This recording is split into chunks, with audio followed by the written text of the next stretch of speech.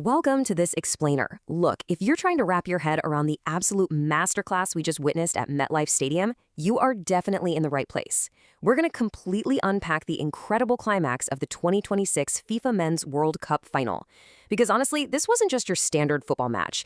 It was an epic clash of eras, a total tactical chess match, and ultimately, just a pure display of strategic dominance. We're going to break down exactly how Spain managed to completely dismantle the reigning world champions, Argentina. Just one. One. That is the staggering total number of goals Spain conceded in their entire 8-match tournament run. I mean, you always hear that old cliche, right? Defense wins championships. Well, Spain just took that to a historic extreme. To face the absolute best attacking talents in the world for a full month and only let the ball find the back of your net a single time, that requires a literally impenetrable structure.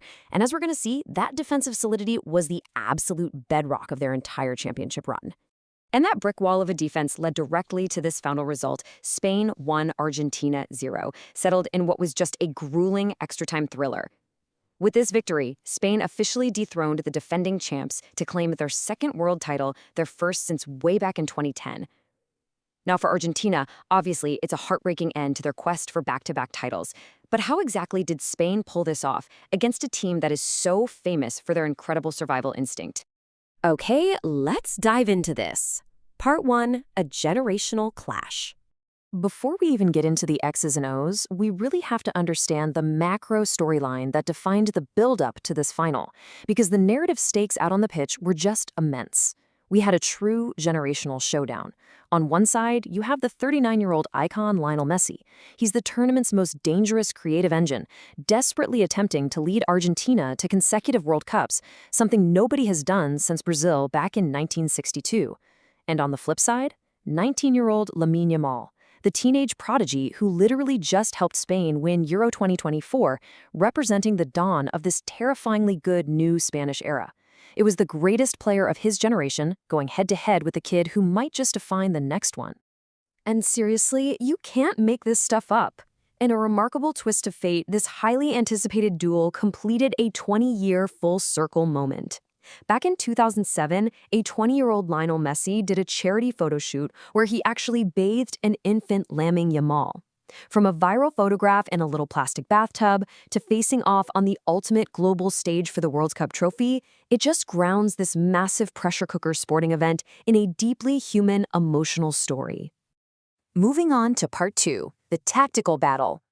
Now, what's really interesting about this slide is that it proves storylines don't win championships, tactics do.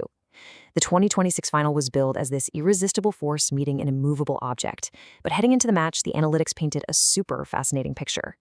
Based on Google Sports data, Spain was actually the statistical favorite to lift the cup. Just look at that 41.4% win probability for Spain in regulation, compared to Argentina's 27.3%. Despite Argentina being the defending champs and having the tournament's best attack with 8 goals, the numbers heavily favored Spain's system. Why? Because, well, control is just statistically more reliable than chaos. So, let's break down how those two very different styles collided. Spain's strength was suffocating control. We're talking 60 to 65% possession, incredibly patient buildup, and disciplined defending. Basically, they wanted to hold the ball and slowly exhaust you. Argentina, meanwhile, completely thrived on emotional survival instincts and really direct transitions. They wanted those quick attacks right after turnovers, leaning heavily on Messi to create magic in those chaotic moments. So, the absolutely crucial point here is how Spain executed their specific winning blueprint. First up, they controlled possession from the opening whistle. This forced Argentina to defend for long stretches, which naturally just starved Messi of the ball. Second, they pressed Argentina's midfield super aggressively. They were blowing up the buildup before Messi could even get a touch. Third, instead of trying to man-mark Messi, which never works, Spain used a really compact midfield to choke out the passing lanes, severely limiting his space between the lines. And finally, they attacked with sheer pace on the wings, unleashing Lamine Yamal's one-on-one ability to stretch Argentina's veteran defense. Honestly, this whole tactical blueprint boiled down to one key matchup out there on the pitch: Spain's midfield controller, Rodri, going up against Messi's unparalleled vision. Rodri dictating the tempo and breaking up Argentina's transitions was literally the linchpin of the whole operation. By denying Messi those little pockets of space, Rodri made sure Spain spent way more time in control, totally neutralizing the quick combinations that Argentina relies on. It was, without a doubt, a defensive masterclass right in the center of the park. Let's move to and see how this builds in part 3, the decisive moments. Now, despite all of Spain's control, they still had to actually find a breakthrough against a team that quite literally refuses to die. Through the full 90 minutes, it was total scoreless gridlock.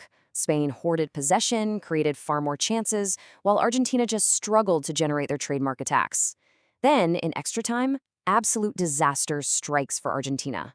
Enzo Fernandez gets a red card, dropping the defending champions down to 10 men.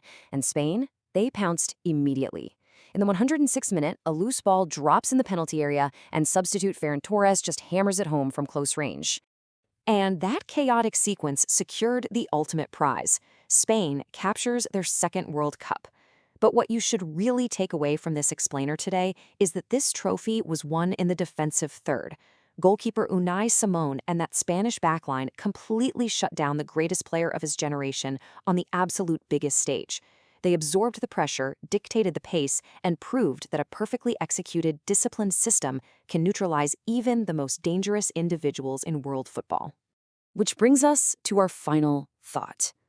We just watched an absolute tactical masterclass. But here is the million-dollar question. Is Spain's suffocating possession style the undisputed blueprint for modern football dominance as we head into the 2030s?